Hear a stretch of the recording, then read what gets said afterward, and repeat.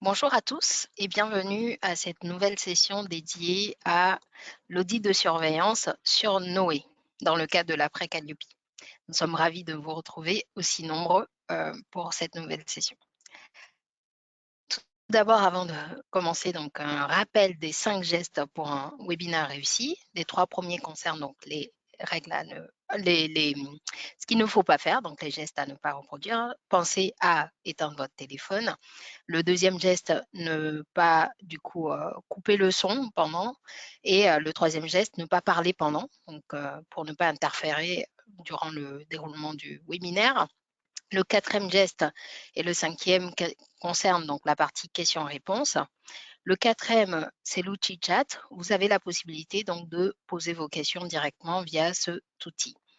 Je vous invite d'ailleurs à l'utiliser pour nous indiquer si vous nous entendez bien, quelle est la qualité du son et de l'image, si vous voyez bien le support de présentation.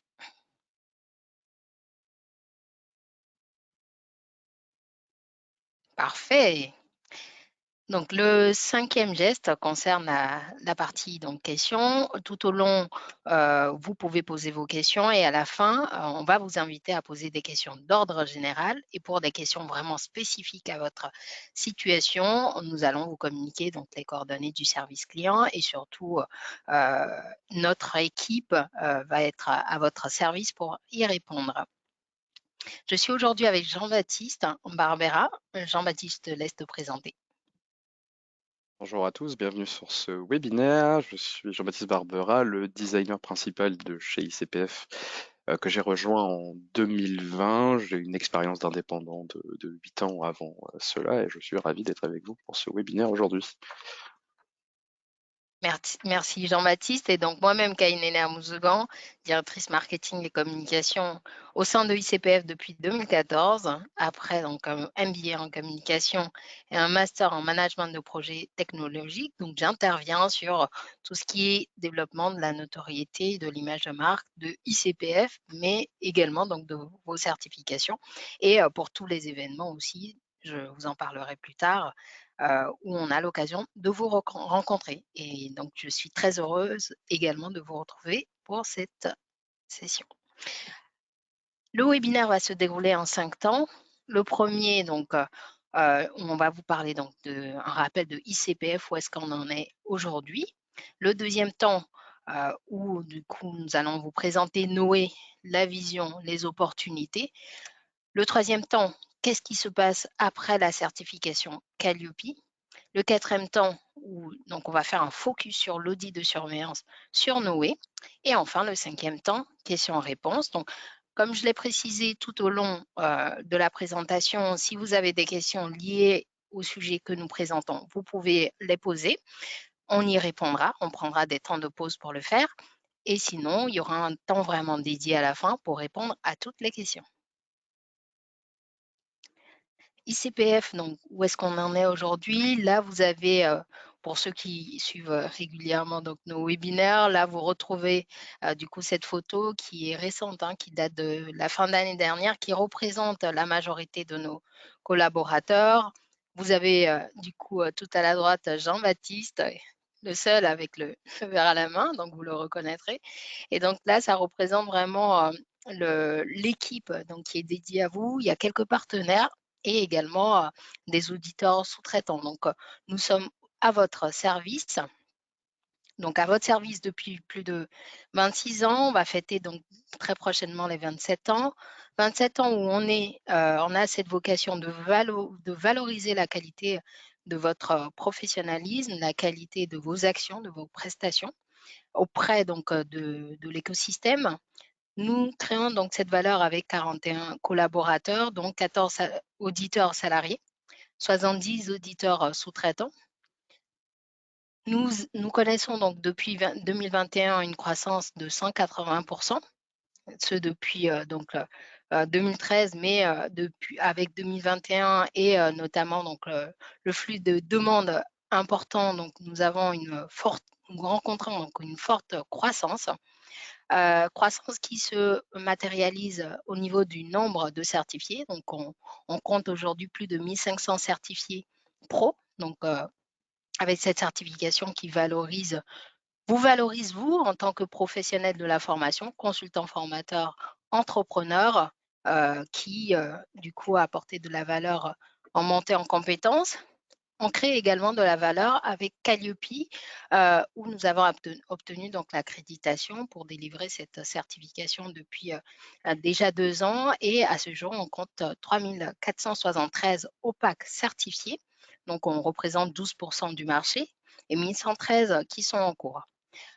Une précision, depuis le 1er janvier 2022, là, il y a une liste, donc la liste publique DataGouv du gouvernement, donc, qui reprend tous les organismes qui ont un numéro de déclaration d'activité. Dans cette liste, vous retrouverez donc la mention de ceux qui sont certifiés. Donc, nous vous invitons à consulter cette liste-là où vous êtes censé être présent. Donc, bien vérifier que vous êtes présent dans cette liste. ICPF donc, communique tous les jours cette liste au ministère. Donc, la liste des certifiés.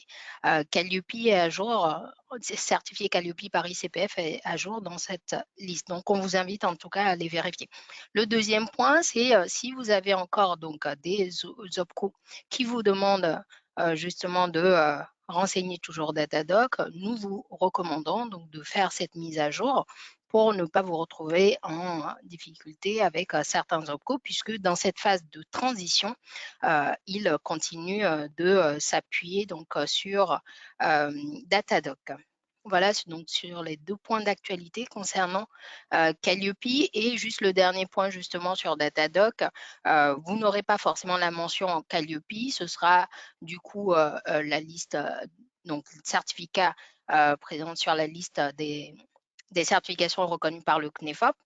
Et donc, c'est à ce niveau-là que vous devez intégrer le certificat. C'est un retour et une question qu'on nous avait posée, donc on souhaitait apporter cette précision. Un rappel au niveau donc des points qui nous différencient par rapport aux confrères. Le premier point, c'est que on a ce focus sur les professionnels de la formation et du conseil et nous souhaitons continuer du coup à avoir vraiment ce positionnement puisque ICPF a été créé justement pour vous valoriser les professionnels de la formation, consultants formateurs, entrepreneurs et nous souhaitons du coup dans ce cadre-là poursuivre et avoir vraiment ce focus là-dessus. Le deuxième point, c'est la compétence technique. On a une maîtrise avec une équipe où nous sommes les seuls à avoir vraiment une équipe avec des experts, plus de 14 d'ailleurs, de l'équipe dont François Galinou, qui sont experts de la qualité en formation professionnelle. On est également normalisateur et donc on participe à la normalisation. Et donc, cette compétence technique, on la maintient et on la développe. Et donc, on est les seuls à avoir vraiment cette compétence-là. Le troisième point de différenciation, c'est la proximité territoriale où on continue à développer du coup le réseau d'auditeurs et afin que vous ayez un auditeur à moins de 90 minutes de votre site. Et enfin, le quatrième point que vous connaissez très bien, c'est la plateforme Noé, donc qui est le cœur du sujet aujourd'hui, où c'est un service qui est entièrement digitalisé et nous faisons en sorte du coup de la faire évoluer pour que ça facilite votre démarche qualité. En parlant donc de Noé, donc Noé c'est votre plateforme digitale donc dédiée à la certification qualité. Donc, vous avez en effet suivi tout un parcours que je vais vous présenter juste après, où depuis l'inscription jusqu'à l'obtention de la certification, vous avez toute la démarche donc, qui est digitalisée. Donc, Noé a pour vocation d'être votre plateforme justement dédiée à votre démarche de certification qualité. Et donc, on est précurseur puisqu'on est les seuls aujourd'hui à avoir vraiment une plateforme 100% où vous pouvez réaliser à 100% votre démarche sur cette plateforme. Donc, unique dans le secteur de la formation. On a des confrères en effet qui ont des plateformes qui existent, mais aucune ne vous permet aujourd'hui de vraiment simplifier toute votre démarche de certification. Comment on le fait? Ça vous permet donc, comme je l'ai indiqué, jusqu'au renouvellement de votre certification, de votre certificat, en passant par la surveillance, donc de gérer toute votre démarche. Vous avez accès à, donc, à toute la documentation, le programme de certification, le guide de lecture, les plans d'audit et le service qu'on vous propose, c'est le service client où pour toute demande d'assistance, vous pouvez poser vos questions.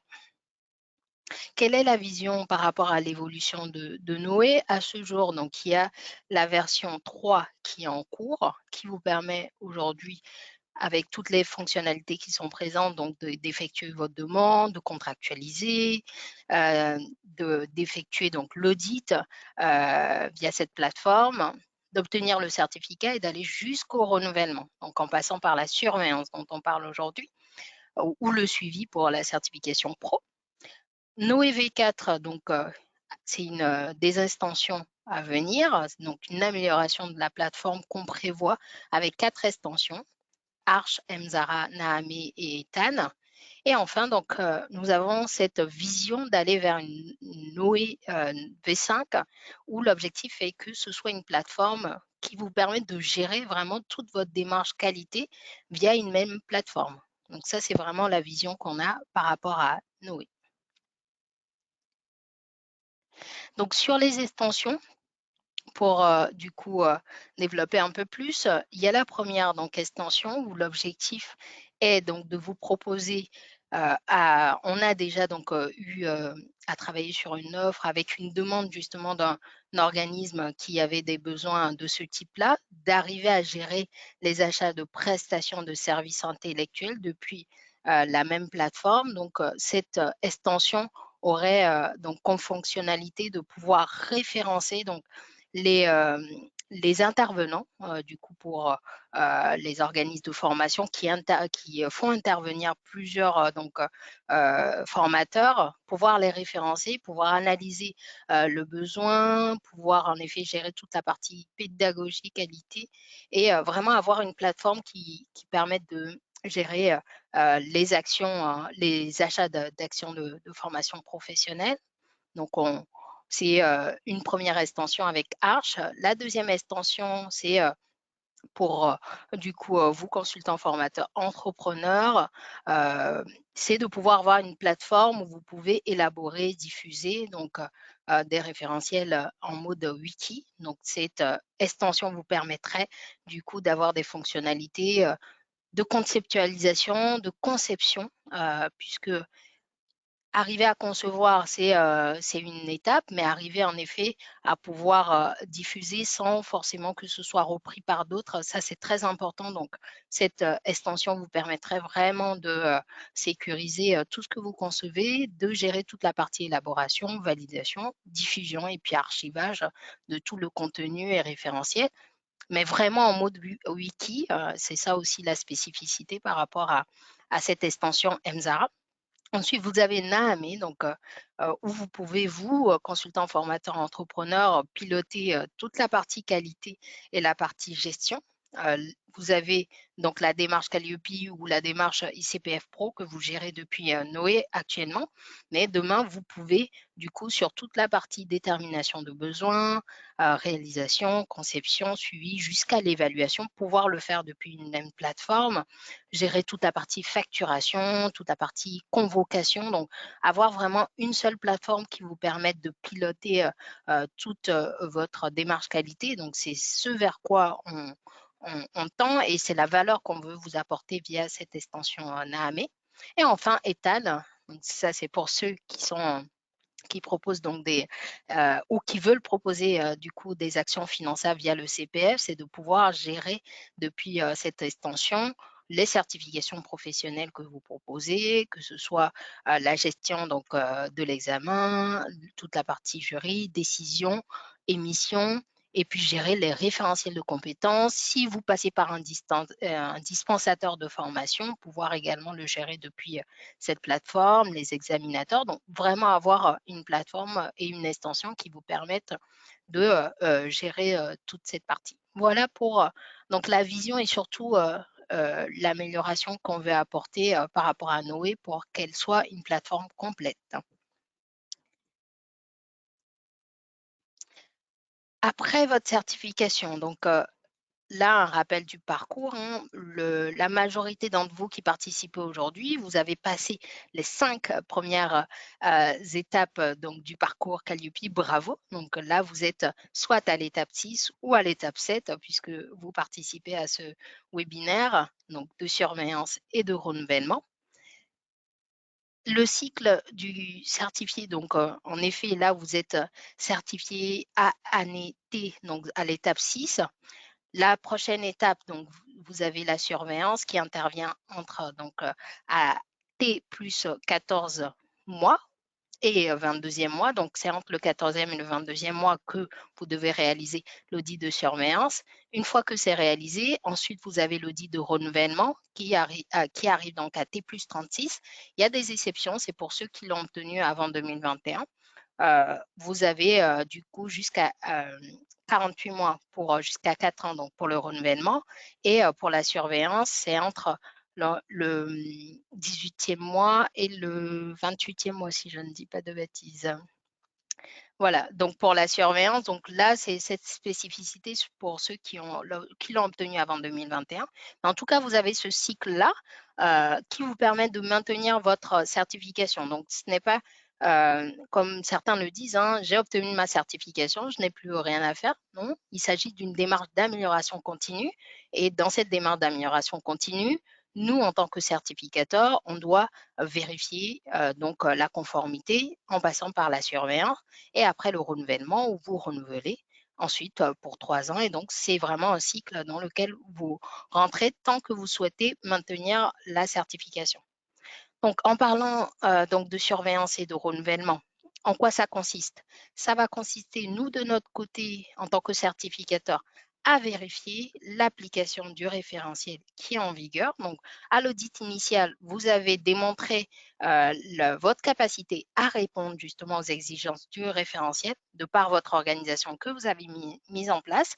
Et là, l'objectif, c'est du coup à la surveillance, puis au renouvellement, de vérifier que c'est toujours, vous mettez toujours en application ce référentiel.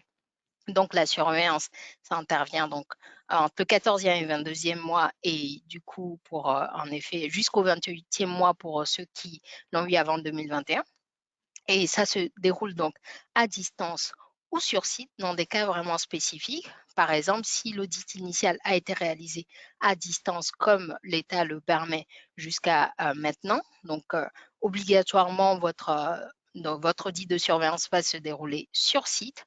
Il y a donc d'autres cas spécifiques où s'il y a besoin de faire un échantillonnage sur place ou si on a des retours, par exemple, de non-conformité persistante, on aura donc besoin d'aller le faire sur site. Donc, vous retrouverez ça dans le programme de certification.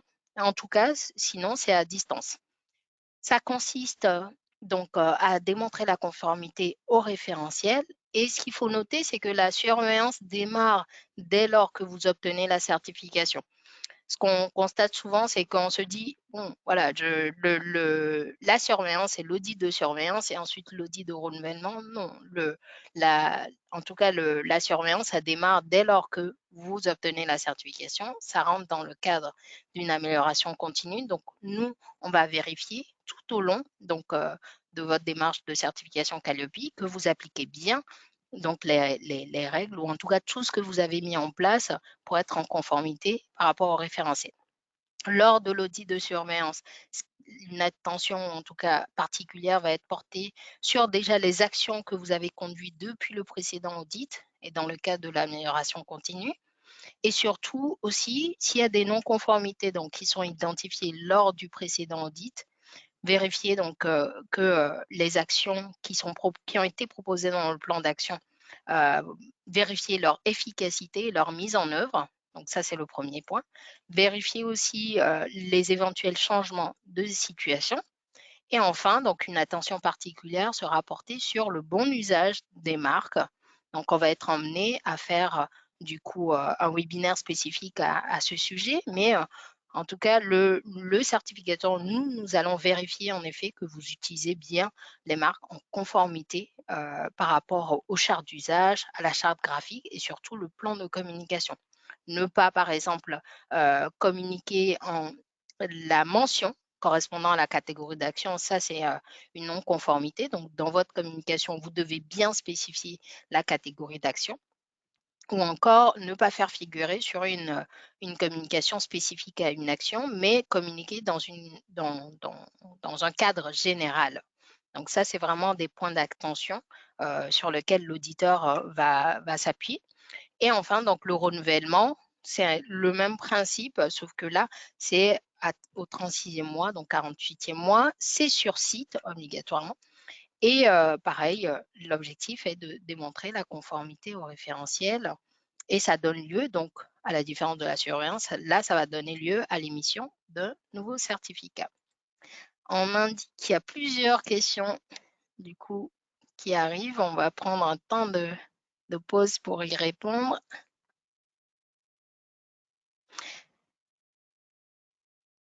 Donc, une question de Jordan Do. Les OF ayant obtenu leur certification Calliope en 2021 sont-ils toujours référencés sur Datadoc?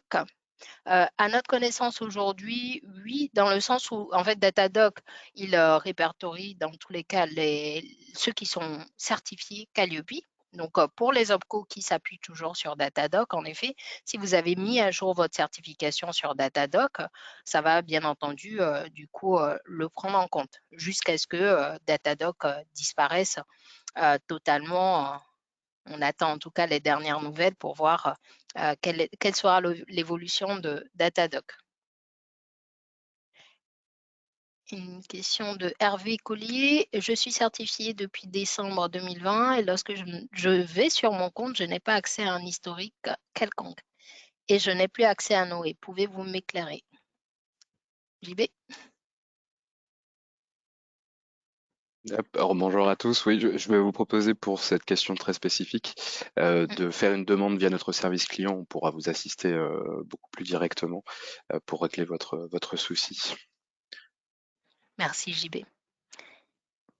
Et donc là, on va encore prendre une, deux questions et après on poursuit.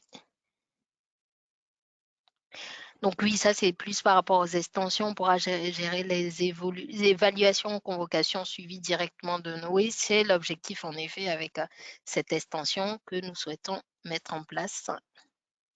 Et donc une dernière question et on poursuit.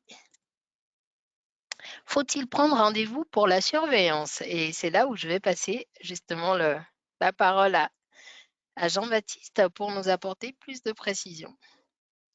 Alors bonjour à tous. Donc aujourd'hui, j'ai pas de verre à la main, mais je vais vous présenter effectivement comment faire votre demande aujourd'hui donc sur votre espace Noé pour planifier un audit de surveillance. Donc du coup, vous avez deux éléments très importants déjà à retenir. Vous pourrez faire cette demande à partir de 8 mois après votre date de certification. Donc vous prenez la date de certification à laquelle a été émis votre certificat et vous allez pouvoir ajouter 8 mois et à partir de là, vous allez pouvoir faire une demande pour votre audit de surveillance. La troisième chose aussi que je dois de vous rappeler pour que toutes les balises temporelles soient bien claires, donc votre audit de surveillance, vous avez deux aspects. Vous devez le planifier et le réaliser entre le 14e et le 22e mois, donc dans les situations initiales. Donc c'est-à-dire planifier, avoir une date et que l'audit soit fixé avec ICPF et réaliser, avoir passé votre audit euh, pour que vous soyez dans les clous de la certification. Si vous êtes effectivement certifié avant de la fin de 2020, vous avez la possibilité de le faire jusqu'au 28e mois. Donc, comment se passe aujourd'hui donc du coup sur Noé la demande de surveillance? Donc, c'est un système qui est déjà actif. Il y a déjà un certain nombre de certifiés qui ont pu faire leur demande comme cela. Vous allez pouvoir vous connecter directement donc sur votre compte Noé comme vous en avez l'habitude aujourd'hui, et vous allez avoir un élément donc qu'on appelle un infopanel que vous voyez ici à l'écran sur votre gauche, qui va vous informer donc de la possibilité que vous avez de demander donc la planification de cet audit. On va vous rappeler très rapidement du coup la date à laquelle vous êtes certifié, que vous n'ayez pas à vous poser la question de si vous êtes dans les 8 mois ou non. Et en cliquant sur le bouton planifier votre audit, vous allez pouvoir accéder à l'interface de demande. Donc cette interface qui est sur l'écran d'après va vous permettre donc de rentrer les informations qui sera nécessaire pour ICPF d'avoir pour vous proposer un plan d'audit qui soit tout à fait adapté à votre situation. L'objectif de la surveillance étant de monitorer votre activité, de continuer à voir que vous respectez le référentiel. L'objectif du formulaire de demande va être pour vous de notifier les modifications de situation de votre organisme. Ça se découpera autour de 3 chapitres. Un premier qui va consister donc sur les changements organisationnels, hein, donc qui vont vraiment concerner votre organisme de formation. Comme là, par exemple, vous avez à l'écran le numéro de déclaration d'activité, puisqu'il peut arriver que au cours de votre certification, ce numéro puisse changer puisque vous avez fait des demandes qui vont dans ce sens-là. Vous avez aussi les adresses de votre organisme de formation, donc ce sont les adresses qui aussi apparaîtront sur votre certificat au final, donc un élément assez important à surveiller. Et vous allez avoir donc d'autres éléments, donc en cliquant sur l'interface pour renseigner tout cela. Vous avez notamment le contact qui sera la personne qui va aller passer l'audit et d'autres informations comme si vous faites ou non appel à la sous-traitance et si vous avez des collaborateurs en CDI et combien. Donc ce sont des éléments que vous pouvez retrouver aujourd'hui dans la demande d'audit initiale. Et donc vraiment l'objectif de cette partie-ci, qu'on appelle analyse de risque, c'est de mettre à jour ces informations pour l'émission d'un plan d'audit par votre auditeur. Si vous n'avez absolument aucun changement dans votre organisation, ce qui est possible, hein, pour le coup, vous pouvez juste cliquer sur confirmer les informations et cela donc validera la partie. Donc vous le voyez, vous avez une coche verte hein, qui apparaîtra en début de partie pour vous indiquer que vous avez bien validé cette partie. Vous passerez automatiquement donc sur la partie suivante qui sera donc le changement d'activité, donc là qui sont vraiment liés notamment aux catégories d'actions et aux actions que vous pouvez mener dans votre organisme. Donc les catégories d'actions, vous aviez donc les 4 sur lesquelles vous pouvez être certifié Calliope et ici vous allez pouvoir faire des demandes potentiellement d'extension de catégorie si vous souhaitez donc en avoir plus sur votre certification ou diminuer un périmètre aussi si potentiellement vous souhaitez diminuer ce périmètre de certification. Et vous allez avoir donc un certain nombre d'éléments sur lesquels vous allez pouvoir apporter des commentaires écrits, notamment sur les formations conduisant à une certification professionnelle, la FEST, les formations en alternance, les modalités de formation, et si oui ou non, vous avez des éléments concernant l'accueil du public en situation de handicap. L'interface a été pensée pour deux éléments. Déjà, vous fournir les informations sur ce qui est attendu dans la déclaration de ces changements. Donc, vous le voyez sur l'interface à l'écran, ce sont toutes les icônes avec les points d'interrogation qui vous apporteront des précisions d'informations sur ce qui est attendu. Et vous allez avoir une deuxième partie, donc c'est la partie droite que vous voyez à l'écran, où vous allez avoir le rappel de vos informations de votre audit initial. C'est-à-dire que les informations qui avaient été indiquées pour ces différentes parties dans votre audit initial vont être reprises dans ce formulaire pour que vous puissiez comparer et savoir si votre situation a changé par rapport à ce que vous aviez déjà déclaré. Donc, vous allez devoir aussi valider, donc effectivement, en confirmant les informations, cette partie changement d'activité. Et vous allez arriver à la troisième partie de l'analyse de risque qui concerne le volume de votre activité, puisque ceci va pouvoir aussi déterminer d'autres éléments qui vont impacter notamment la durée de l'audit, la durée de votre audit. Donc ici, ça consiste à dire si vous avez une variation assez importante de votre chiffre d'affaires, de l'ordre de 30%, hein, plus ou moins 30%, et dans ce cas-là, vous pourrez renseigner les informations comme votre demande initiale. Lorsque vous avez rempli votre analyse de risque, vous allez pouvoir donc cliquer sur Envoyer l'analyse de risque et passer à la deuxième partie du formulaire qui va consister donc à faire votre demande de créneau pour planifier cet audit. Vous avez donc 3 éléments pour ça. Tout d'abord, la position de l'auditeur, est-ce qu'il sera sur site ou à distance, donc ici en présentiel. Cela va être conditionné par votre audit initial, comme le précisait Néné juste avant. Si votre audit initial a été réalisé à distance, puisque c'était possible, donc à cause de la situation sanitaire, eh bien, vous allez avoir l'obligation par le décret de passer votre audit de surveillance, du coup, en présentiel. Si votre audit initial a été fait sur site, vous aurez le choix effectivement de la position et vous pourrez demander soit à distance, soit en présentiel. En fonction de ce choix, vous aurez donc des possibilités pour le lieu d'audit. Si c'est en présentiel, donc la plupart du temps, les lieux d'audit seront soit vos locaux qui ont été déclarés comme des lieux d'action quand vous avez renseigné vos adresses, soit vous avez la possibilité de le faire dans les locaux d'ICPF. On a de très beaux nouveaux locaux qui sont tout à fait adaptés pour vous recevoir. Et vous avez aussi la possibilité de proposer aussi une autre adresse sur laquelle on peut se mettre d'accord pour passer cet audit. Bien évidemment, si c'est à distance, nous utiliserons les outils comme par exemple Teams pour le mener à bien. L'autre partie très importante, donc ça va être la période sur laquelle vous souhaitez passer votre audit. Là, ce qu'il faut que vous sachiez, ce sont donc deux éléments. On a développé cette interface pour ne vous permettre de ne sélectionner que des dates qui sont dans le créneau que vous avez pour passer votre audit de surveillance.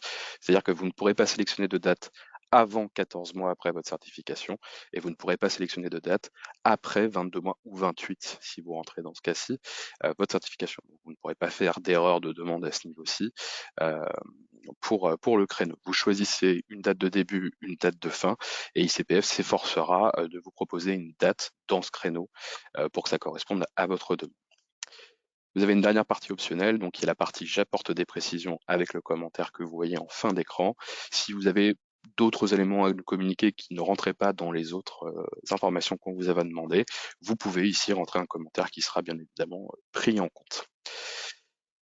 Votre interface, donc le bouton sera grisé tant que vous n'aurez pas rempli toutes les informations sur lesquelles on vous demande. Une fois que du coup vous aurez cliqué notamment pour sélectionner la période, la position et le lieu, vous allez avoir l'interface qui va se mettre à jour et vous avez le bouton qui va passer en bleu et sur lequel vous pourrez cliquer. Donc, ouais.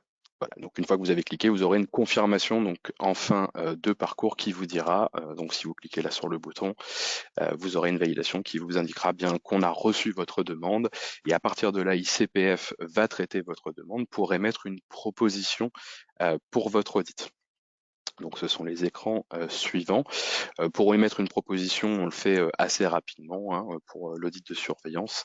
La promesse est aussi une proposition qui arrive dans la journée ouvrée bien sûr, là-dessus. Donc cette proposition va reprendre les éléments en partie de votre demande et elle va donc contenir la position de l'audit, le lieu en fonction de la position qui va être auditée, la durée de l'audit, le nom de votre auditeur, des éventuels frais de déplacement qui peuvent aussi s'appliquer si vous avez un audit qui se fait en présentiel, et les coûts de l'audit qui, pour la surveillance, sont à zéro, puisque vous avez le système de redevance chez ICPF qui couvre ces frais.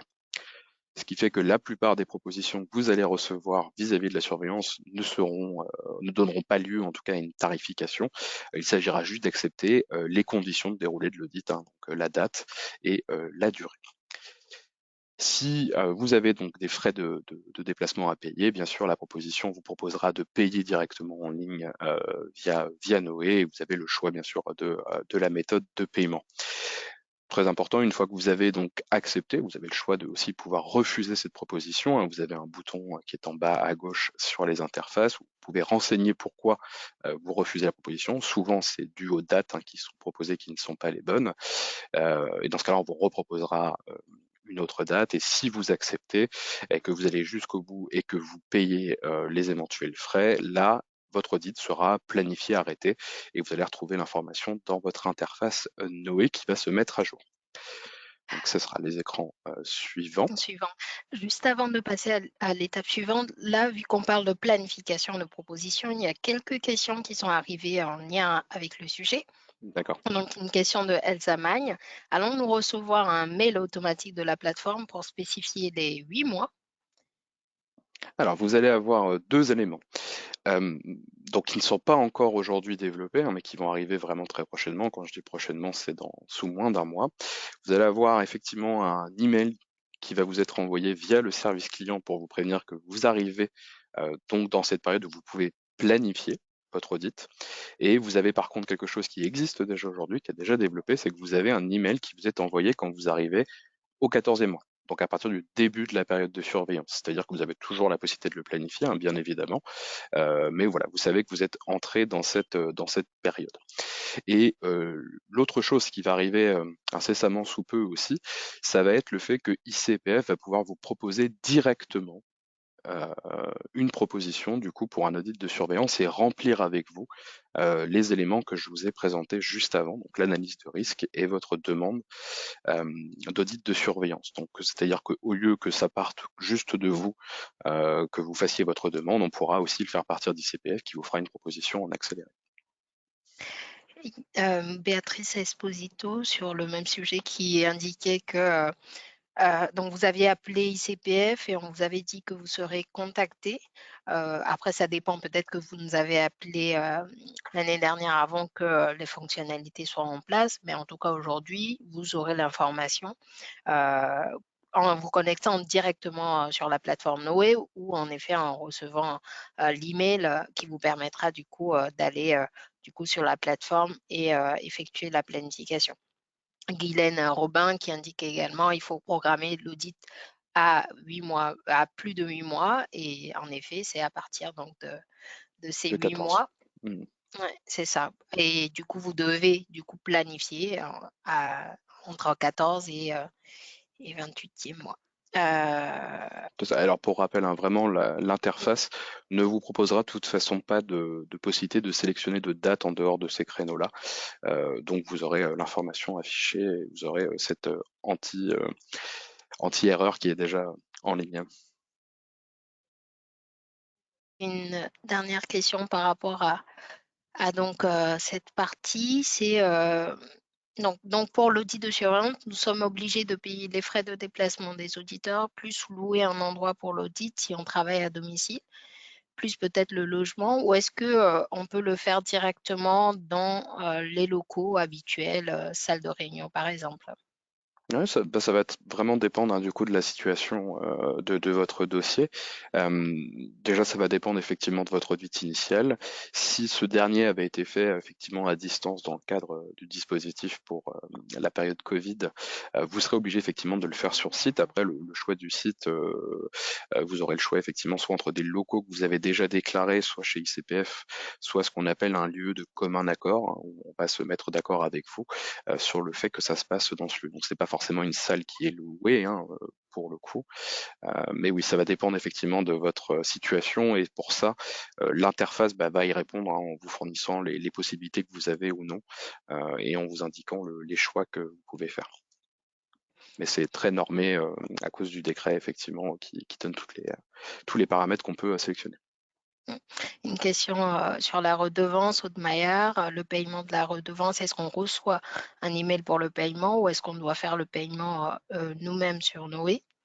Euh, Alors, pour la redevance, donc vous recevez par email du service comptabilité d'ICPF la facture hein, pour la redevance que vous devez payer. À partir de là, vous avez la possibilité effectivement de le payer soit en ligne sur Noé avec une carte bleue, soit de payer par virement ou par chèque vis-à-vis de la facture.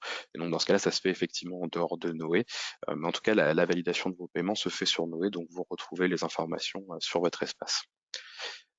C'est pour ça que vous avez sur votre tableau de bord une partie qui s'intitule Vos règlements et commandes. Quand vous êtes dans une période de paiement de redevance, vous avez une commande de redevance hein, qui apparaît, vous avez un bouton Payer qui vous permet de faire ça.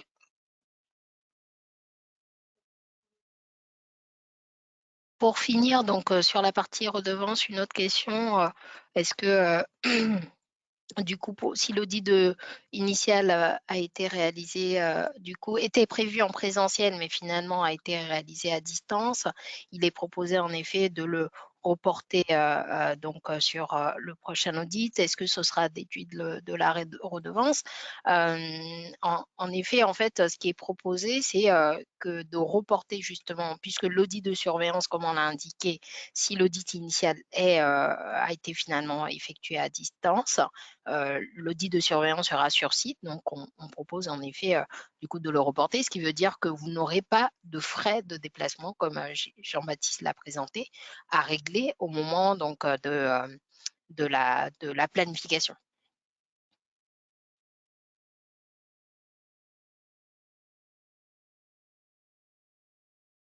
Très bien.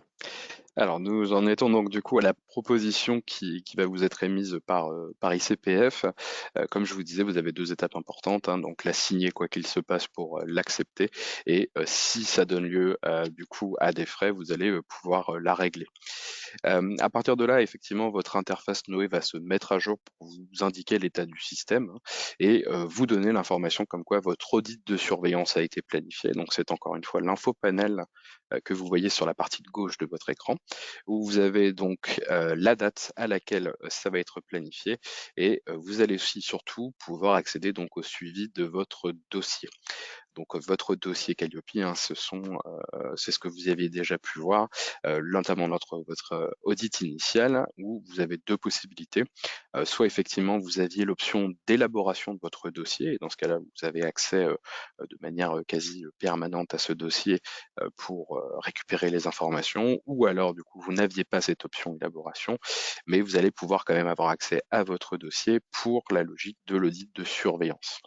Donc, vous pouvez cliquer sur le bouton ici, accéder au suivi du dossier, et vous allez arriver directement dessus. Votre autre possibilité aussi, c'est de passer par l'entrée sur votre dashboard. Sinead, tu peux revenir juste sur l'écran d'avant, s'il te plaît. Euh, Donc c'est sur votre dashboard, vous avez la partie donc suivre vos demandes. C'est là où vous voyez la petite pastille avec le numéro 1.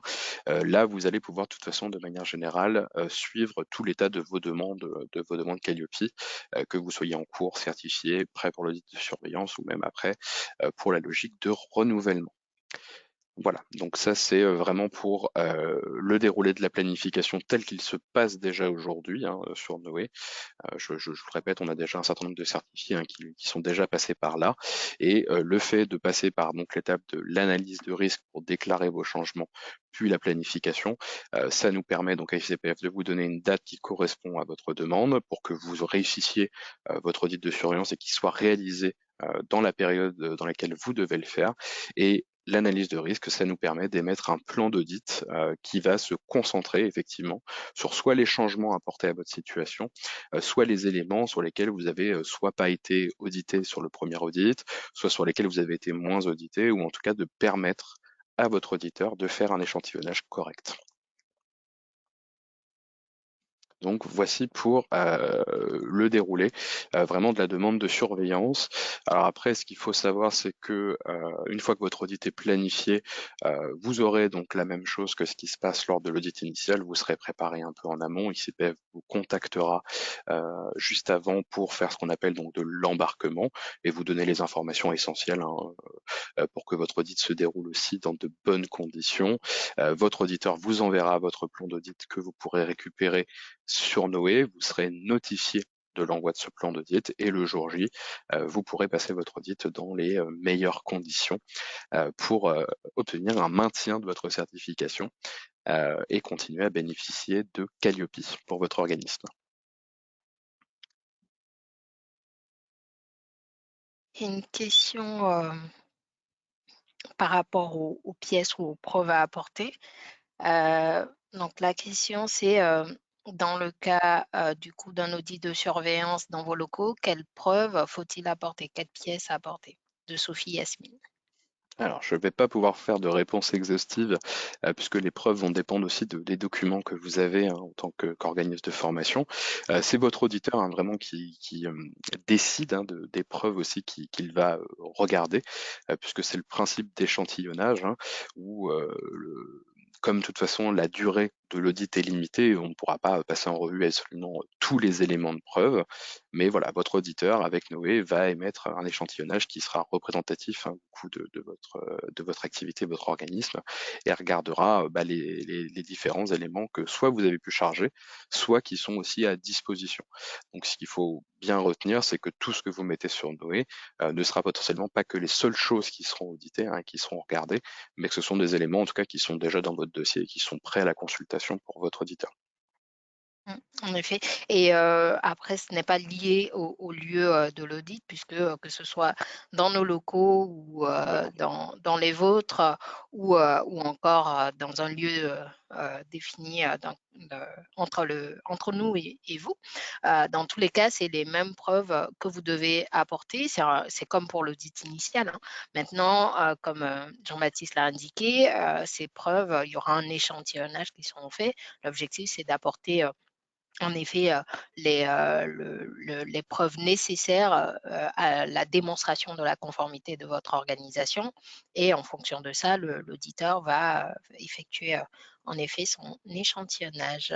C'est ça. Pour terminer sur ce sujet, vous avez donc du coup dans l'interface de votre dossier, hein, c'est ce que vous voyez aussi à l'écran, un lien vers le guide de référentiel qualité, donc le guide de lecture, hein, qui vous permettra pour chacun des indicateurs d'ouvrir précisément le PDF à la page qui correspond et qui vous donne les niveaux attendus, les exigences et aussi les modalités en fonction des catégories d'action. Donc voilà, c'est une aide assez précieuse, hein, qui peut vous aider. Puis l'interface aussi vous fournit des exemples de preuves à charger. Bon, ce qu'il faut retenir, c'est qu'elles ne sont pas exhaustives, c'est-à-dire que toutes les preuves qui sont listées ne sont pas la seule limite des preuves à charger, et ce ne sont pas, comment dire, une fois que vous avez chargé tout ça, c'est pas forcément absolument fini. Voilà, on peut regarder plus de preuves que ça. Une question liée justement à la partie changement de situation d'Agnès Mousson-Mourier. Est-ce qu'un changement d'adresse du siège social entraîne une modification du numéro d'activité, donc de la certification? Alors, non, c'est pas automatique, comme ça que ça va fonctionner. Donc de toute façon, pour ça, vous avez, l'adresse que vous allez contracter, hein, pour des changements, liés là-dessus. En général, ce qui change, c'est plutôt votre SIRET, hein, parce que ça, c'est lié notamment à votre adresse, mais c'est quelque chose qu'on ne demande pas, nous, pour la certification Calliope. Donc là-dessus, vous n'avez pas de souci. À partir du moment où, de toute façon, dans l'interface, vous allez déclarer que vous avez un changement, si celui-ci impacte de manière significative, en tout cas votre dossier ou votre certification, vous allez avoir un message qui va vous prévenir de l'impact en question. Notamment, par exemple, si vous déclarez un changement de numéro de déclaration d'activité, vous allez avoir ce qu'on appelle donc dans nos conditions générales d'utilisation, une modification mineure de votre certificat pour laquelle du coup une facturation sera émise et qui mettra à jour votre certificat. Si par exemple en termes d'adresse vous déclarez un nouveau lieu de réalisation d'action, ça pourrait mener à un audit d'extension pour cette nouvelle adresse. Donc vraiment l'interface de changement, là où vous avez l'analyse de risque, dès que vous déclarez quelque chose, alors vous devez déclarer ces changements, hein, c'est pas un choix ou une option. Si vous avez ces changements, vous devez le faire. Vous serez prévenu du coup de ce que ça va impliquer pour vous et de la suite à donner. Une question de Sophie Yasmine, quand on parlait justement d'échantillonnage, à quel moment est-ce que je connaîtrai l'échantillonnage? Donc ça se fait avant l'audit, hein, bien évidemment, mais vous ne serez pas prévenu de l'échantillonnage en amont, hein, puisque l'idée c'est que ça se fasse pendant l'audit. Toute la logique, si vous voulez, de charger des preuves sur le dossier et donc de l'élaboration de dossier, c'est de fluidifier cet audit où vous avez déjà un certain nombre d'éléments qui sont à disposition de votre auditeur sur votre dossier. L'échantillonnage, par contre, ça se fait au moment de l'audit. On ne serait pas prévenu avant l'audit, mais juste avant le début de celui-ci. Une question de Pascal Rich. Entre la certification Calliope et l'audit de renouvellement, il n'y a qu'un seul audit de surveillance. Et la réponse est oui. C'est ça.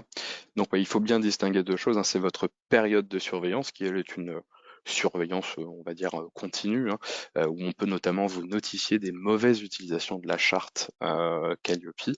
Par exemple, le fait de communiquer sur Calliope sans lier les catégories d'action. Mais vous avez bien un seul audit de surveillance qui est à planifier, hein, dans la période qu'on vous indiquait entre le 14e et le 22e mois. Donc il y a vraiment la période de surveillance et l'audit de surveillance. Et donc, ça fait une transition par rapport à 2 questions qui ont été posées, quand on était sur ce sujet-là. La première, c'est qu'est-ce qu'on entend par catégorie d'action? Donc les catégories d'action, c'est, si vous intervenez, sur les actions de formation, les actions de bilan de compétences, VAE, hem et CFA. Donc vous pouvez, du coup, être sur les 4 ou une seule. L'objectif, c'est, vraiment par rapport aux produits que vous déclarez, et aux actions de formation que vous réalisez réellement. Si c'est de la formation ou si vous faites en plus de la VAE, ou d'autres types d'actions. Donc ça, c'est la précision sur la catégorie d'actions et par rapport à l'usage de la marque, donc il y a donc, 2 questions qui ont été posées. Comme il y en a énormément, peut-être qu'on va revenir là-dessus, mais ce qu'il faut savoir, comme, en effet, Jean-Baptiste l'a indiqué, c'est que, pendant en effet, donc, c'est Sylvie Schrepel qui a demandé: «Pouvez-vous expliciter au bon usage des marques?» et donc c'est bien ça. C'est dans le sens où lors de la surveillance, nous, en tant que certificateur, on va faire de la veille, et donc on va vérifier et contrôler que vous utilisez, les marques, donc Calliope, ICPF et Cofra qu'on vous communique, selon donc, les règles d'utilisation. Donc par rapport à Calliope de manière spécifique, dans la charte d'usage, il est spécifié que vous devez systématiquement, mentionner la catégorie d'action, en indiquant que la certification a été délivrée au titre des catégories d'action. Donc là, vous indiquez action de formation, VAE, voilà, ce que vous avez réellement obtenu, avec la certification. Pareil pour le bloc marque qu'on vous communique. Donc, vous devez suivre ces règles-là. Et la deuxième question qui a été posée, c'est avoir un exemple d'utilisation de communication générale. Communication générale, c'est par exemple sur votre site internet, le fait de communiquer sur la marque, c'est une communication générale. Ce n'est pas sur une action spécifique, puisque votre site est la vitrine de votre organisme de formation, de votre entreprise. Donc, vous pouvez en effet communiquer sur le site internet. Communiquer également dans une plaquette de présentation, c'est une communication générale sur, pareil, vos prestations. Et ce qui est interdit, c'est par exemple si vous avez un programme de formation sur une action particulière, par exemple une action en communication de crise, là, vous ne pouvez pas justement mettre votre logo puisque ça porterait à croire que la certification Calliope porte justement sur cette action de formation. Heu, Pareil, par exemple, pour un devis.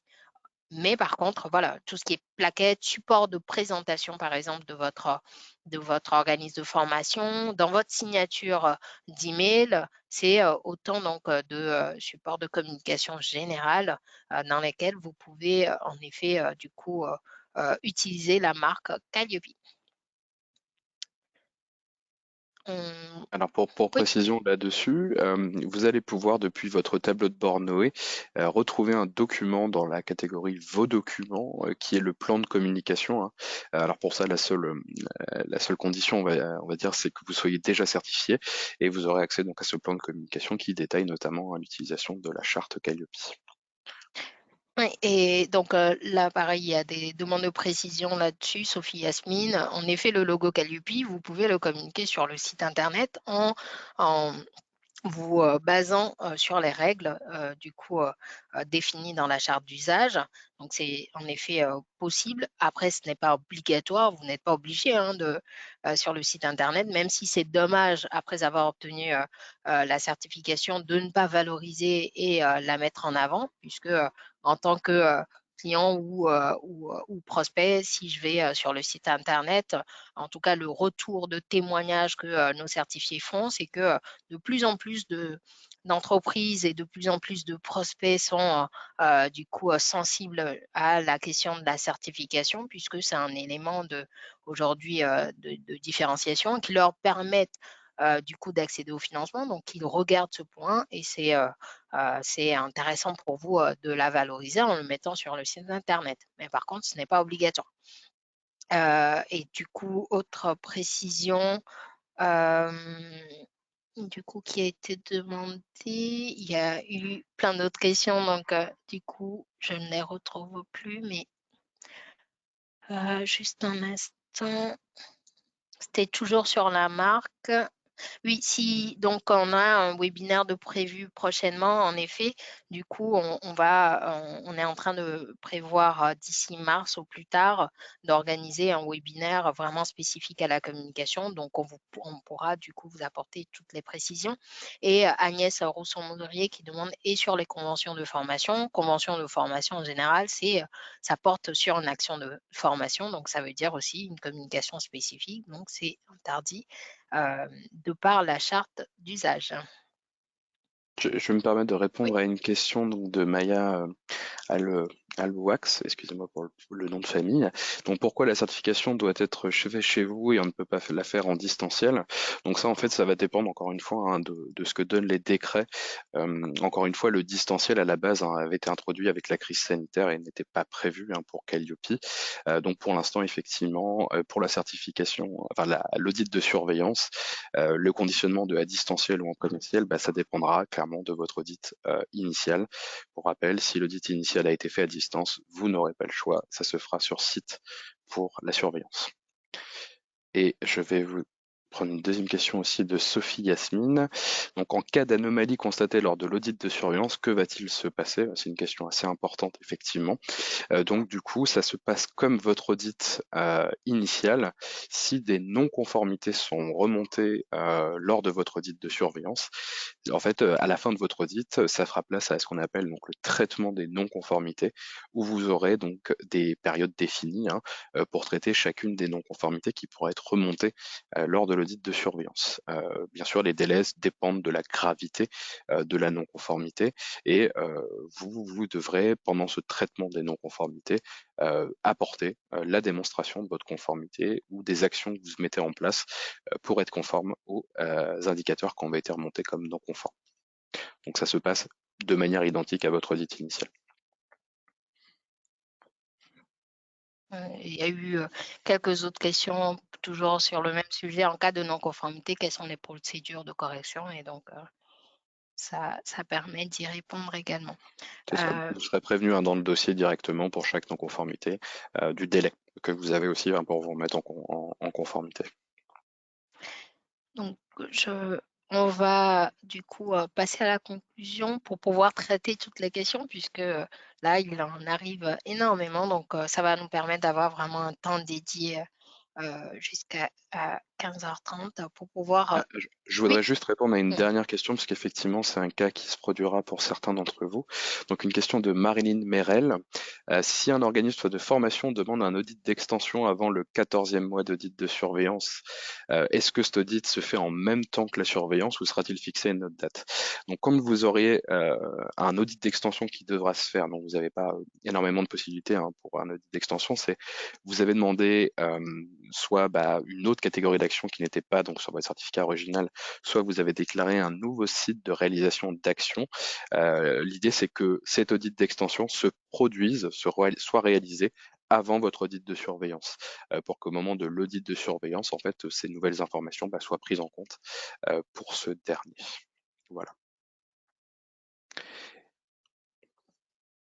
Et donc, Isabelle Chipon, pour terminer sur la question de délai, posait la question justement, quel est le délai pour la correction des non-conformités? Alors, ça va dépendre du type de non-conformité. Si c'est une non-conformité qui est déclarée comme étant mineure, vous avez 1 mois pour apporter les éléments justificatifs de votre remise en conformité sur cet indicateur. Et si c'est une non-conformité qui est déclarée comme étant majeure, là, vous avez 3 mois pour apporter un plan d'action pour corriger aussi bah, votre conformité effectivement là-dessus, plus apporter des preuves de votre conformité. Je vous le redis une fois hein, encore, c'est votre dossier va vous donner cette information aussi en fonction des non-conformités qui sont remontées. Donc vous aurez l'information à disposition et votre auditeur vous redonnera aussi cette information que vous soyez bien assuré de l'avoir et d'avoir l'information correcte. En effet, c'est comme pareil, hein, comme pour l'audit initial, ce qu'il faut garder en tête, c'est que l'audit de surveillance, Le même principe s'applique en tout cas pour l'audit de surveillance, sauf sur certaines, en effet, modalités quant au lieu de l'audit, etc. et tout. Mais en ce qui concerne les délais, c'est le même principe, plan d'action mineur, et puis après la mise en œuvre par la suite, ou sinon majeur, vous devez les traiter en effet dans un délai de 3 mois et tout ça est communiqué. Très bien. On va du coup passer à la conclusion. Comme ça, on aura vraiment le temps de répondre à toutes vos questions.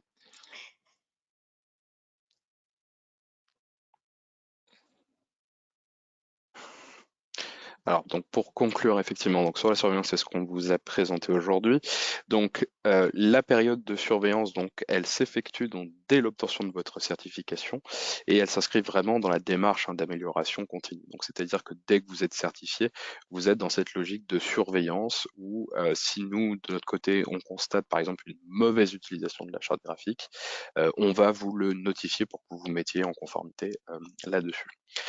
Le point suivant, c'est qu'effectivement, donc une attention particulière va être donnée donc à l'utilisation de la marque Calliope, puisque c'est une logique de protection de la marque et de préserver la qualité de cette marque, puisque si il n'y avait pas cette logique de surveillance, un peu tout le monde pourrait conserver Calliope, même s'il ne respectait pas les engagements du référentiel, ce qui serait dommageable pour tous les certifiés et la marque Calliope en elle-même. Le troisième point donc de cette conclusion, ça va être donc votre planification pour l'audit est disponible dès le 8e mois de votre certification. Donc, je vous rappelle la timeline. Dès le 8e mois, vous pouvez faire la demande. Vous devez réaliser l'audit entre le 14e et le 22e mois.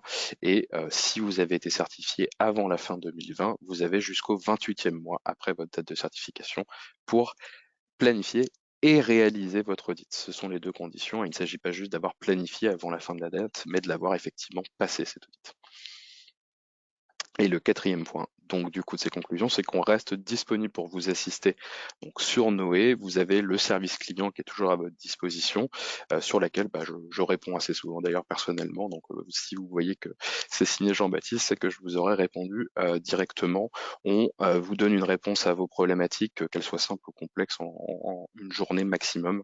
Une journée ouvrée, bien sûr, on ne répond pas encore le week-end. Et on vous apportera toute l'assistance nécessaire à ce moment-là. Et Ah, voilà pour cette partie-ci. Je vous remercie de m'avoir écouté. merci beaucoup Jean-Baptiste. Du coup, un complément sur la partie attention particulière, en effet, il y a l'utilisation de la marque, les éventuels changements de situation et surtout s'il y a des non-conformités mineures, vous avez proposé un plan d'action, il y aura vraiment une attention particulière sur les actions, l'efficacité des actions que vous avez mises en place et leur mise en œuvre. Voilà. Merci beaucoup Jean-Baptiste. Avant donc de passer aux questions-réponses, un rappel sur les prochains événements. On a donc la prochaine soirée ICPF Networking, la 7e édition spéciale 27 ans de ICPF qui aura lieu le 17 mars à 18h30 au cœur de Paris, donc dédié à vous, certifiés et ceux qui sont engagés dans la démarche. Nous attendons plus de 200 professionnels de la montée en compétences et l'objectif, c'est de réseauter, de rencontrer d'autres professionnels comme vous et de pouvoir voilà, partager et échanger, que ce soit avec les professionnels, mais également rencontrer les membres de l'équipe ICPF. Donc, nous vous attendons nombreux, vous aurez le lien. Et deuxième événement, donc le prochain webinaire après Calliope portera sur comment communiquer via les réseaux sociaux, donc avec Thierry Zénon de Webway. Conseil, ça aura lieu le 10 février à 14h, donc nous vous attendons également nombreux. Et comme je l'indiquais, on va prévoir donc d'ici à la fin donc, du premier trimestre un webinaire dédié à la marque Calliope, puisque vous avez aussi pas mal d'interrogations sur le sujet. Merci à tous. Merci Jean-Baptiste pour cette intervention de qualité et toutes les informations apportées qui permettent justement d'éclairer un peu plus les certifiés donc, sur cette étape qu'est la surveillance. Merci à tous pour la qualité du coup de vos questions. On va y répondre. Donc avant, un rappel, un questionnaire donc de satisfaction vous sera envoyé à la suite de ce webinaire. Dès que vous le complétez, le support de présentation ainsi que le replay vous seront envoyés. Mais déjà de base, quand on va vous envoyer l'email de remerciement, vous aurez le replay et le support, vous l'aurez dès que vous aurez complété le questionnaire. Vous avez le lien, donc vous pouvez cliquer, aller vous connecter à votre espace pour planifier votre audit de surveillance, bien sûr si du coup vous êtes à plus de 8 mois. Et vous avez donc les contacts ICPF pour tout support du coup technique via le service client. Donc on a l'adresse email ou sinon depuis votre espace, où vous pouvez communiquer en effet votre demande ou si vous avez des suggestions, nous sommes du coup très preneurs dans le cadre de notre démarche d'amélioration continue. On va donc Alors, j'ai une première question, mmh, si tu me permets, Néné. Alors, je t'en prie. Madame Sandrine Bitou nous demande donc la limite du 22e mois s'applique-t-elle aussi pour la correction des non-conformités ou seulement pour le passage de l'audit de surveillance? Vous avez bien compris, effectivement, la limite s'applique pour le passage de l'audit de surveillance. Donc, les deux obligations que vous avez, c'est de planifier avec votre organisme certificateur, donc ICPF, cet audit et de l'avoir effectivement passé, pas forcément réussi, mais passé. Le traitement des non-conformités, du coup, a son propre délai. Je vous le rappelle, hein, 1 mois pour les non-conformités mineures et 3 mois pour les non-conformités majeures. Mais voilà, la réussite de l'audit, hein, avant le 22e mois ne conditionne pas le fait que vous soyez suspendu ou non.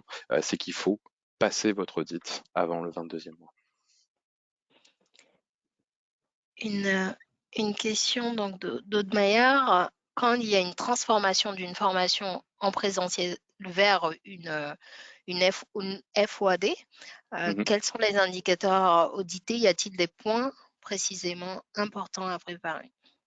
Alors, je sais pas le détail très précis puisque je n'ai plus mon anti-sèche là-dessus, mais oui, effectivement, c'est déterminé notamment grâce au guide de lecture dont je vous parlais juste précédemment, Mm. où on vous donne les indicateurs effectivement et l'attendu pour chaque indicateur. Et alors, non, je vais rien dire parce que sinon je vais dire une bêtise, mais voilà, tout est indiqué Mm. effectivement dans ce référentiel. Bien sûr. Et en effet, il y a 2 points à prendre en compte. Le fait, justement de passer d'une formation en présentiel vers une FOAD, vous devez le spécifier, quand vous faites la planification, par rapport aux changements qui sont intervenus, par rapport à votre organisation, ou en tout cas votre organisme. Donc ça, c'est un point à spécifier lors de la planification. Donc le plan d'audit vous sera communiqué avec, les éléments qui seront audités et comme Jean-Baptiste l'a indiqué, le guide de lecture, on le dit régulièrement pour l'audit initial, ça vaut également pour l'audit de surveillance, ça va toujours être votre guide qui va vous servir de base pour à vous référer justement sur les indicateurs qui seront audités. Alors, question de Jamel Oubouche. Où voit-on apparaître le lieu de réalisation des actions de formation déclarées? Alors, au moment, donc, effectivement, où vous remplissez votre analyse de risque, hein, qui est la première partie de la demande de surveillance, vous avez sur votre droite un rappel, hein, des informations qui ont été déclarées, où vous allez voir donc les adresses qui ont été déclarées. Et si vous cochez oui, il y a eu des changements de situation au niveau des adresses, donc dans les changements d'organisation, vous allez voir apparaître en fait, hein, les adresses que vous avez déclarées avec le type d'adresse. Et vous avez notamment une mention express sur lieu de déroulement des actions. Vous avez 2 boutons, oui ou non. Si oui est coché, effectivement, c'est un lieu de déroulement des actions. Deuxième chose, c'est quand vous allez passer au moment où vous allez demander vos dates, donc il y a l'écran juste après, l'étape 2 sur 2, vous allez avoir un rappel de ces informations d'adresse qui sera juste au-dessus, que volontairement je ne vous ai pas montré à l'écran puisque c'était pas quelque chose que vous remplissiez à ce moment-ci. Mais voilà, vous avez le rappel de ces informations juste à côté. Et quand vous choisissez le lieu, vos possibilités apparaissent à l'écran. C'est-à-dire que si un lieu n'apparaît pas à l'écran, c'est que ce n'est pas une possibilité de sélection pour votre audit de surveillance, hein. Vraiment, l'interface vous guide le plus possible là-dedans et vous donne le retour si vous avez le choix ou non, hein, en fonction des conditions de votre audit initial. Une question de Florence Garçon Zilberman. Que se passe-t-il pour les absences de conformité lors d'un audit de surveillance? Je suis pas sûr d'avoir compris la question. Le, de ce que je comprends, après, on demandera donc à Florence, mais apparemment, elle vient de nous quitter. Bon, si elle revient, de nous préciser, mais en tout cas, ce que je comprends, c'est s'il n'y a pas de non-conformité à l'issue de l'audit, que se passe-t-il? Bah, c'est tout simplement la continuité en fait du certificat, puisque Mm, ce ne sera pas suspendu, il n'y a pas de c'est non-conformité, ça. donc le certificat ira jusqu'aux 3 ans, voire 4 ans, donc pour des cas Mm. spécifiques, pour ceux qui sont certifiés avant 2021. Ça sera notifié dans votre dossier, hein, d'ailleurs, hein, pour le coup. Soit l'indicateur sera conforme parce qu'il a été audité, soit il ne sera ni indiqué conforme ou non conforme parce qu'il n'a pas été audité. Et dans ce cas-là, c'est précisé dans votre dossier. Voilà. Et comme le dit Yannene, ça n'empêche en rien votre certification, le maintien du certificat. Donc, une question de Bruno Blick. Notre certification a été faite par un audit aménagé, donc sur une partie des indicateurs. Euh, Étant que fois précédemment, les audits de surveillance et de renouvellement se feront-ils sur l'intégralité des indicateurs? Non, alors non, non, ça se fait jamais en fait sur l'intégralité des indicateurs pour une raison toute simple. La durée de l'audit, hein, déjà, qui est limitée par rapport notamment à l'audit initial. Et certains d'entre vous ont pu le voir, hein, c'est vrai que même déjà la période d'audit initial passe assez vite, parce qu'il y a quand même un certain nombre d'éléments à regarder. Non, vraiment l'idée de l'audit de surveillance et de pourquoi est-ce qu'on vous fait remplir notamment une analyse de risque, c'est vraiment pouvoir de se focaliser sur les points de changement, les points qui ont été améliorés, qui ont pu être un petit peu différents, et sur les éléments qui n'avaient pas spécialement été audités aussi à l'audit initial. Votre auditeur aura dans le détail accès à votre dossier et à ce qui a été fait pour votre audit initial, et sera donc, pour vous émettre votre plan d'audit, ce qui a déjà été vu, ce qui n'a pas été vu, pour vraiment se concentrer sur les éléments justement qui n'ont pas fait spécialement l'objet d'un audit ou qu'on échangé. Voilà. En effet. Après, ce qu'il faut en effet, pour, complément sur la partie audit aménagé, c'est que l'audit aménagé, il porte, essentiellement sur l'audit initial. Dès lors qu'on rentre dans le cadre d'un audit de renouvellement de surveillance, on n'a plus cette notion de durée ou d'audit aménagé. Donc potentiellement, en effet, tous les indicateurs, bien entendu, selon du coup vos catégories d'actions, selon tout ce que vous avez spécifié, dont le plan d'audit le spécifiera, donc les indicateurs qui seront évalués, audités.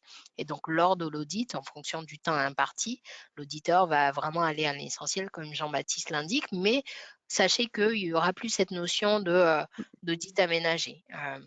Avec vraiment des indicateurs qui sont spécifiques. C'est bien indiqué dans le programme de certification et également dans l'arrêté que ça porte uniquement sur l'audit initial, en effet. Alors, il y a une question de Malika Kassi. Bonjour, combien de temps dure l'audit? Euh, donc la durée de l'audit va dépendre, hein, de votre audit initial, et c'est une information que vous avez déjà dans votre contrat initial, hein, la plupart du temps, surtout dans les versions les plus récentes, où vous avez une ligne dédiée à votre audit de surveillance et de renouvellement, où on vous donne déjà l'estimation de durée pour votre contrat. Ce qu'il faut se dire, c'est que la durée de surveillance, en général, c'est la moitié du temps de votre audit initial. Vous avez fait un audit initial qui a duré une journée, le temps de l'audit de surveillance sera d'une demi-journée. Une question de Kun Wang, si je prononce bien. Notre organisme de formation n'a pas de site suite à la crise sanitaire. L'audit initial étant en distanciel, peut-on faire l'audit de surveillance en renouvellement en distanciel?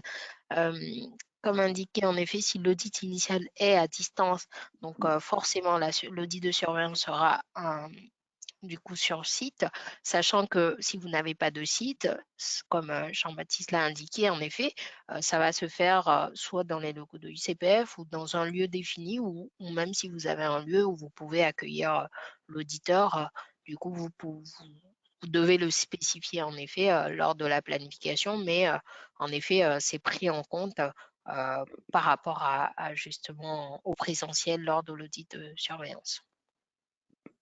Une question de Audit Cody. Est-ce que le référentiel audit de surveillance est le même que le référentiel audit national? La réponse est oui, c'est le référentiel national qualité, hein. C'est le même document qui est utilisé pour les deux, puisque la surveillance consiste à surveiller que le référentiel est bien toujours appliqué. Il y a une question spécifique d'Élise Delattre. J'ai demandé le 23 décembre via Noé. Fait une demande de planification et on a indiqué que le service planification va vous contacter dans les brefs délais. Donc, nous notons bien votre demande et on va revenir vers vous. On va donc voir par rapport à votre demande où est-ce que ça en est. On vous apportera du coup la réponse nécessaire rapidement. Aude Maillard demande, pouvez-vous rappeler où se trouve le guide de lecture sur Noé, s'il vous plaît? Alors, il se trouve au niveau de votre dossier. Qui, en fonction de si vous êtes certifié ou non, va s'appeler soit dossier de suivi, soit dossier Calliope. Et vous pouvez aussi le retrouver, hein, en faisant une recherche, par exemple, sur un moteur de recherche comme Google, puisque c'est un document, hein, qui est fait par le ministère de l'Emploi et du Travail. Donc vous cherchez guide de lecture Calliope et vous trouverez sur le site, un des sites du gouvernement, hein, très important, vous pourrez le trouver à ces deux endroits.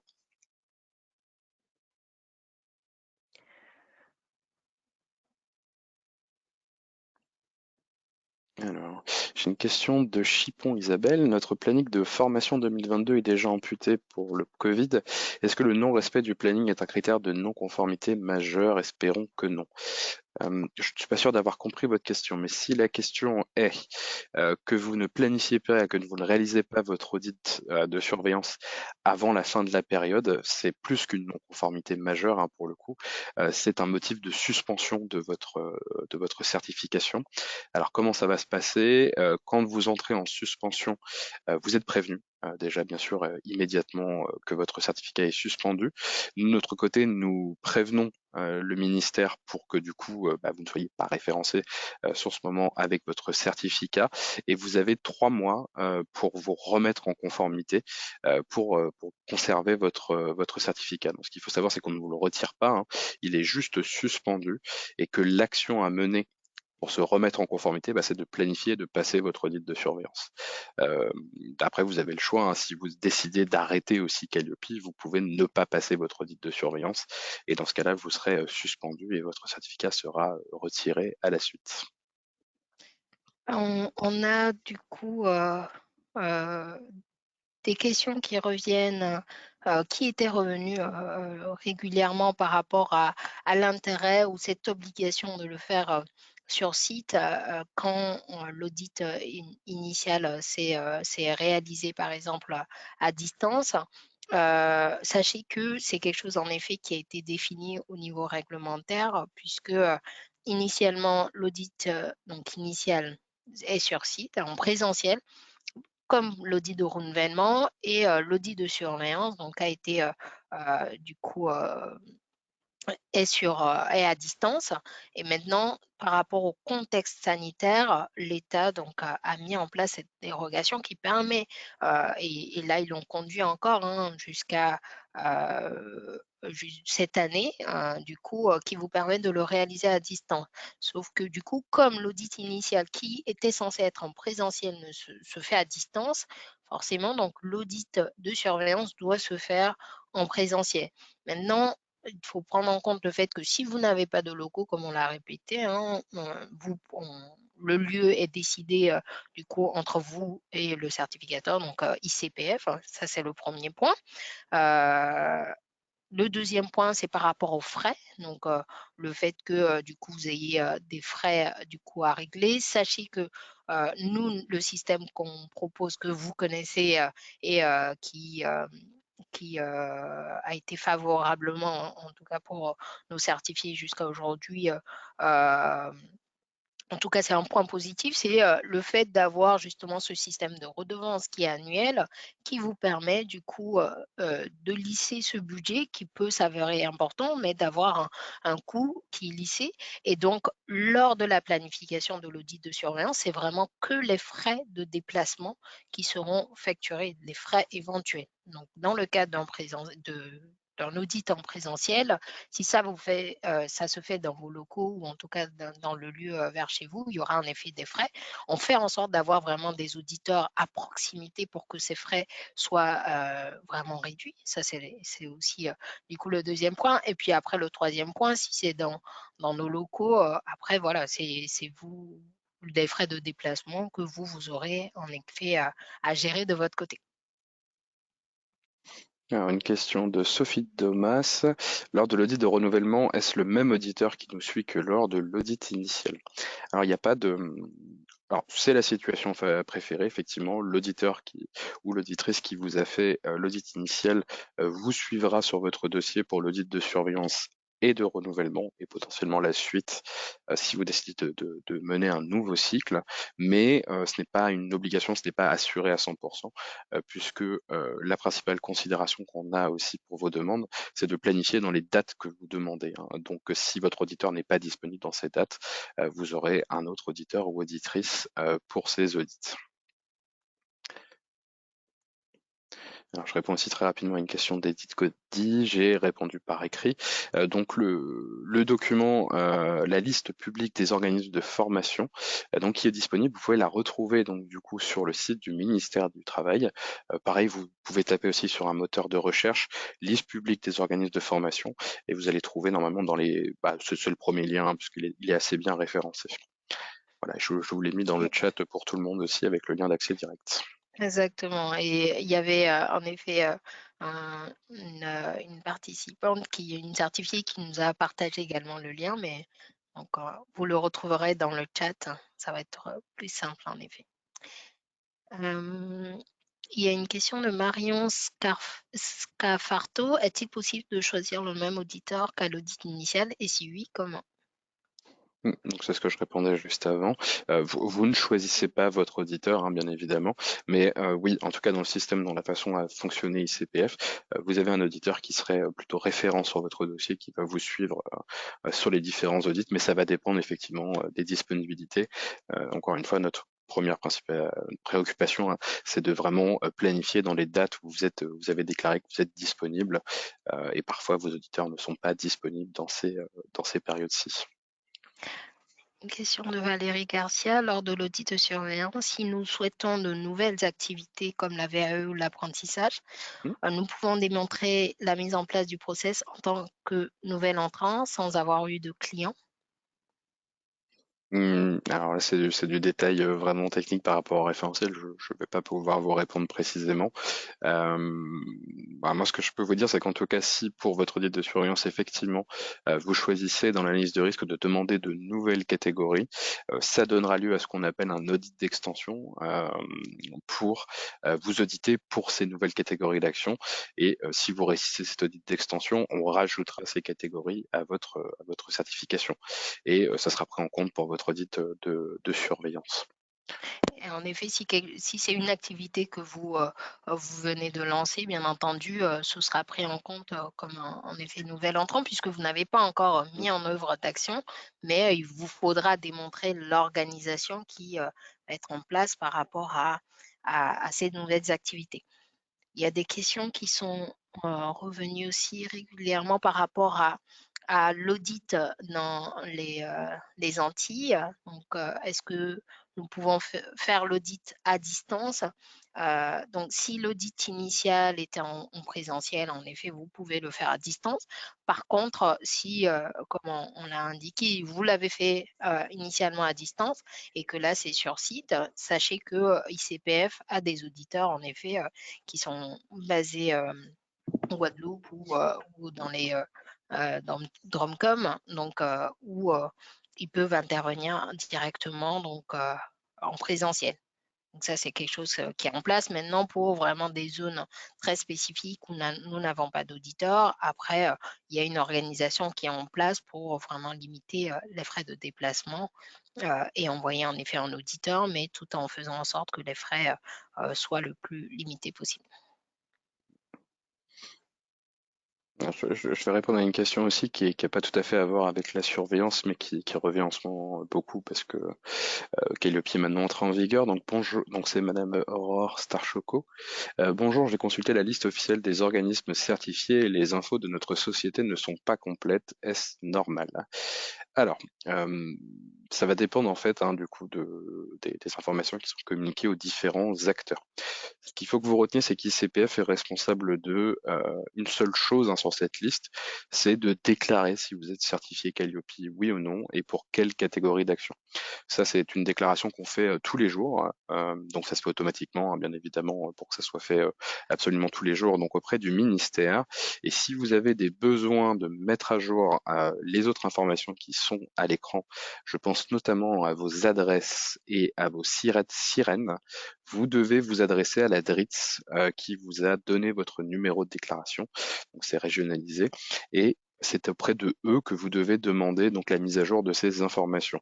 Ils le feront de leur côté et ça se mettra à jour sur le fichier. Pourquoi est-ce que ce n'est pas ICPF qui le fait? Tout simplement parce on n'a pas la possibilité qui nous est laissée par le ministère de faire cela, parce que ce n'est pas de notre responsabilité. Et voilà, donc on vous répondra, vous pouvez nous poser la question sur le service client, on vous répondra toujours dans les plus brefs délais pour vous dire si on peut modifier ou non la chose et vous rediriger vers les personnes qui pourront vous aider là-dessus.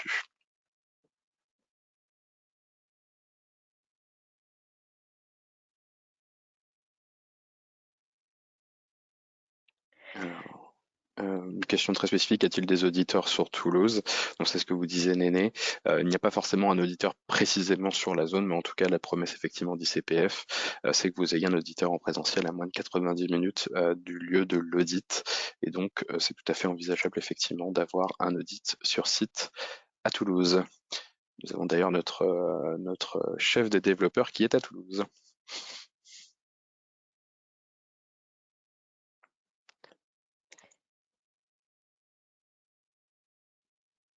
On fait en sorte de répondre à toutes les questions, parce qu'il y en a aussi du début qui n'étaient pas reliées forcément au sujet directement auquel on n'a pas répondu. Donc, on fait le nécessaire. Alors, Euh, je vois il faut une clarification donc vis-à-vis de la logique de certifier avant la fin de l'année 2020 pour le 22e ou 28e mois. Donc c'est Hervé Collier qui nous pose la question.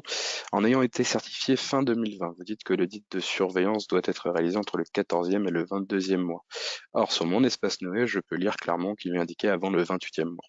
Alors, la règle est la suivante, vraiment, c'est si vous avez été certifié avant le 31/12/2020, bon, ce qui est votre cas, monsieur Collier, vous avez jusqu'au 28e mois, effectivement, pour réaliser, planifier et réaliser votre audit de surveillance. Si vous êtes certifié strictement après le 31/12/2020, donc à partir du 1er janvier 2021, vous aurez jusqu'au 22e mois. La limite se fait vraiment au 31/12/20.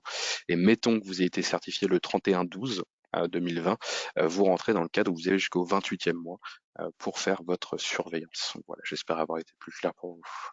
En effet, 28e mois et après l'audit de renouvellement, c'est 4 ans. Et si vous n'êtes pas dans ce cadre-là, c'est en effet 22e et 3 ans, du coup, pour le renouvellement. Alors, une question de Lydie Pratico. Bonjour, où trouver mon audit initial? Je ne le vois pas sur mon compte Noé.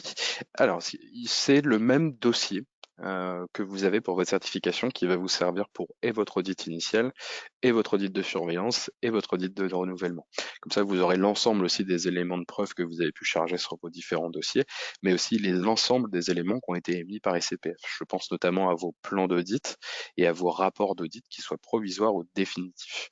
Alors pour ça, vous avez une manière d'y accéder. Vous pouvez aller sur votre tableau de bord Noé quand vous vous connectez directement. Vous allez dans Suivre vos demandes, qui est une des entrées que vous avez en dessous du rectangle bleu du grand rectangle bleu que vous avez sur la première page. Et là, vous allez avoir un bouton pour accéder à votre dossier. Il va s'appeler soit accéder à votre dossier, soit accéder au dossier de suivi Calliope. Vous cliquez dessus et vous allez pouvoir retrouver l'ensemble des éléments qui sont chargés sur votre dossier. Et c'est aussi à cet endroit-là, du coup, que vous aurez les éléments de l'audit de surveillance. Voilà, vous avez vraiment un dossier centralisé pour tous vos éléments pour votre cycle de certification Calliope.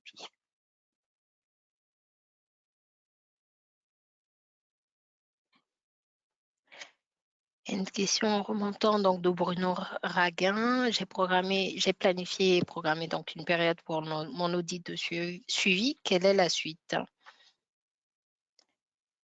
Donc, du coup, si vous avez planifié, en effet, comme Jean-Baptiste l'a présenté, la suite est en effet de vous préparer pour cet audit de surveillance. Vous recevrez du coup un appel donc de l'embarquement et vous aurez un plan d'audit comme pour l'audit initial. Et après, il vous faudra juste vous préparer du coup en vue de cet audit de surveillance.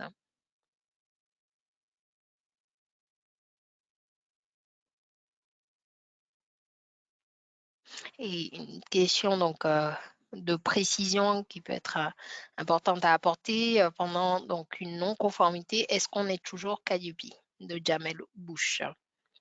Donc la réponse est oui, tant qu'en effet vous êtes dans le délai pour traiter les non-conformités, votre certification n'est pas suspendue, elle est toujours active.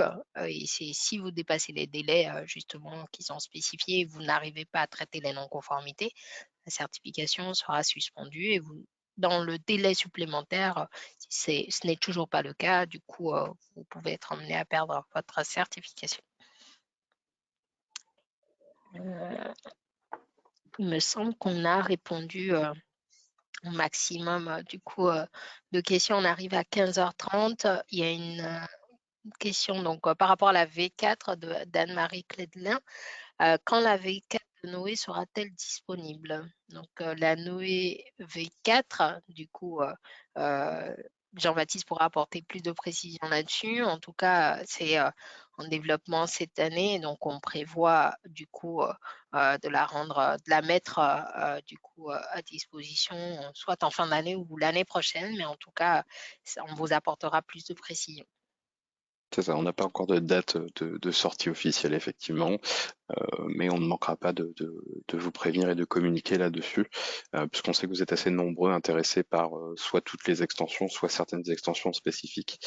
En tout cas, ce qu'il faut vous dire, c'est que toutes les extensions ne sortiront pas au même moment, et que certaines sortiront effectivement avant d'autres, et qu'on ne manquera pas de vous prévenir, car on a hâte de vous présenter tout ça.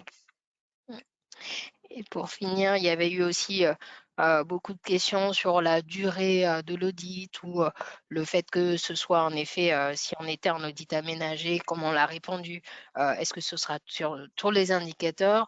Ce qui est vraiment important à prendre en compte, c'est vraiment quand vous aurez planifié votre audit, vous aurez le plan d'audit et c'est en fonction de changements éventuels ou par rapport en effet à votre situation que la durée du coup sera communiquée. Donc vous aurez cette durée qui sera communiquée dans le plan d'audit et également les indicateurs qui seront audités, sachant que l'aménagement, en tout cas l'audit aménagé, n'est pas pris en compte dans le cadre de l'audit de surveillance. Donc là, vous êtes vraiment sur un audit, on va dire, classique, sans aménagement. Et après, la durée, en effet, Mhm. ça va être un peu moins que du coup pour l'audit initial. Maintenant, ça va dépendre de vos catégories d'action, de l'échantillonnage, des multisites du coup qui sont du coup échantillonnés. Et donc, en moyenne, voilà, dans votre cas, dans la plupart de nos certifiés, vous serez voilà, plutôt sur une journée ou une demi-journée, Une mais demi-journée. tout, c'est ça, une demi-journée, mais en tout cas, tout va dépendre encore une fois de votre, du coup, de votre situation et de votre activité. C'est ça. Donc l'information de durée, vous l'avez déjà potentiellement comme indicateur dans votre contrat initial, Exactement, c'est et bien vous ça. le retrouvez effectivement dans la proposition, hein, puisque bien sûr, il s'agira d'accepter ou non effectivement cette durée aussi avec les autres modalités. Merci Jean-Baptiste pour cette précision. On va du coup conclure là-dessus. Un mot Un mot de fin ou de conclusion, Jean-Baptiste? J'étais très content de vous présenter ça aujourd'hui. N'hésitez pas, si vous avez d'autres questions, on y répondra tous et vous pouvez nous joindre effectivement sur le service client. Je me ferai une joie de vous répondre aussi là-bas. Merci Jean-Baptiste.